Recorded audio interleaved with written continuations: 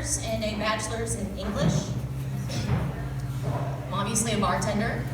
And so people tell me that I have a very trustworthy face, and they like to tell me stories, and I'm okay with it. I like an uplifting story. I like stories about teamwork.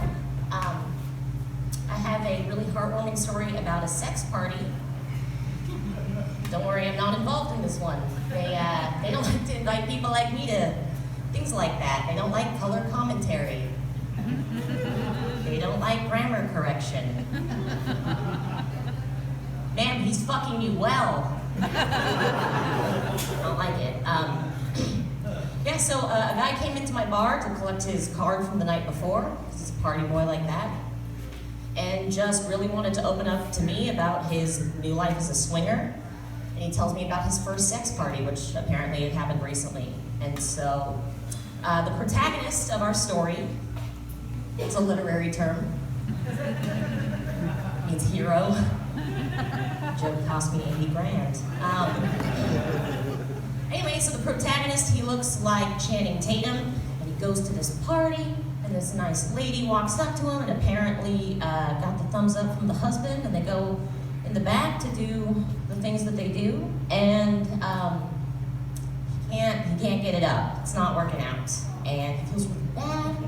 He's apologizing to her, and he has my attention, listening. And then what happens? And they go back into the communal room, and here's where I have questions. You know, we heard it's a sex party. We heard about the sex, not so much sex part. But I want to know about the party. Are there appetizers? Are there hors d'oeuvres? Yes, I know how to spell hors d'oeuvres. I know where the apostrophe goes. I know it's not whores, divorce. I'll bet there's a lot of divorced whores there, am I right? All right, okay. Anyway, they're back in the communal area, and another woman walks up and is like, so how was he? And the nice, recently disappointed lady was like, he was amazing. I thought that was touching. Yeah, don't worry about Magic Mike. Some nice ladies turned him into a nice human teeter-totter later. He's okay. Yeah, he did just fine that night. That's not how I roll. One at a time, please. I'm on dating apps, so you know, being on dating apps really makes me want to run a clinic for dudes and their Tinder profiles. I just have a lot of feedback. Selfies. Look, a bathroom selfie is fine, I just don't want to see the urinals behind you. Do that at home. And I like a lot of these bios. We read the bios. We read those. And I like how when they get really defensive before you even had a conversation with them. They're like, I'm not here for a pen pal. I'm sorry I'm not 6'5". I can't wait to meet you. It's exciting. Short people get laid, okay? I was a chubby kid. I got a fucking personality. This was gonna work out. I'm all right. Also, I'm okay with outdoorsy guys, but if all of your pictures are in the wilderness holding fish, I have questions about your living situation. So,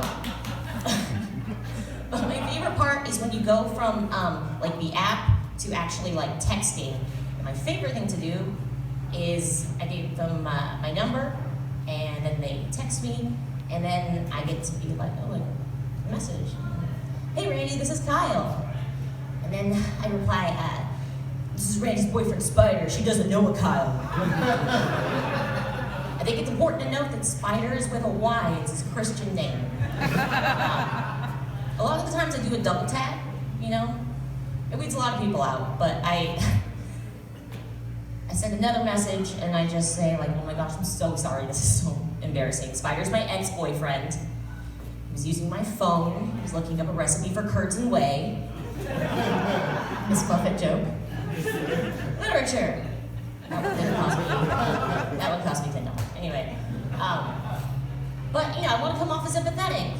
I'm helping Spider get back on his feet. All 8 of them.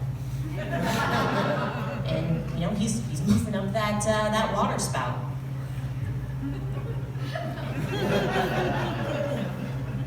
And I want to let him know that I'm a catch, and Spider's a web designer. I get first dates. It still works out. I have a first date strategy. Ladies, listen up. Fellas, take a minute. You have opposite advice. So, if the ball's in your court, this is what I recommend. Go to some place that makes you look high maintenance. Some place where you can order like a fancy cocktail. I get something with whiskey. Whiskey is the sexiest liquor. Now you know that, FYI. I want to see if you can pronounce charcuterie. That's where we're at. And if we're vibing and it's going really well, then you go to a second location to where he might get stabbed. I might bring him here. Places with fire. Just kidding. It's the first time. Anyway. Guys, opposite advice. Opposite advice. I say start at the dive bar. Start at the dive bar, and if she hangs out, that's great. Take her for a steak dinner. You know. And if she's a vegan, leave her there. Not for you. Yeah, I wonder why I'm single. I don't give blowjobs. I blame the Clinton administration. Everyone got in trouble. Everyone was wrong. I don't even buy navy blue dresses, and you know I can pull that off. But gender inequality is real. When you hear a lady doesn't give blowjobs, there's like a classiness to it. There's like a nobility. Like, I don't give blowjobs. I'll give you a hand job with like a pinky up. Classy. But it doesn't work the other way. The other way, if I hear a man doesn't like go down on women, you know, I think of you as less of a man. You're a misogynist. I don't make the rules. So, sorry about that. Anyway, so last night was Halloween. Everyone have a good time? Yeah. I had a great time. I didn't get too drunk. I wasn't hungover today. Totally got laid. I wrote that joke a week ago, so manifest.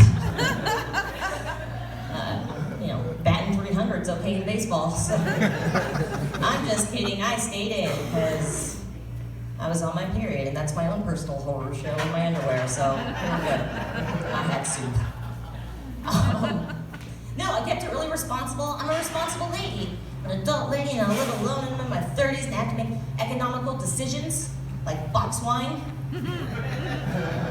Being a box wine lady makes you understand that a bottle of wine is a very tangible measurement of time and volume. And that there is a self-imposed kind of stigma when you like finish a bottle of wine by yourself. I feel bad about yourself, but when there's free refills, I mean, you're okay. It's not even refills, it's not even full glasses, it's like top-ups. Like, it's not even empty, I'm just gonna top it up. Waiting for the skip ad button. Top it up. Do you ever wake up to the evidence where you finished your box wine the night before? It's there, and it's just like the box is all destroyed, because yours isn't. It's all virginally intact. There's that bladder that holds all the wine, and you've just destroyed it. It's not even worried about UTIs. It's all classy. Anyway, that's my time.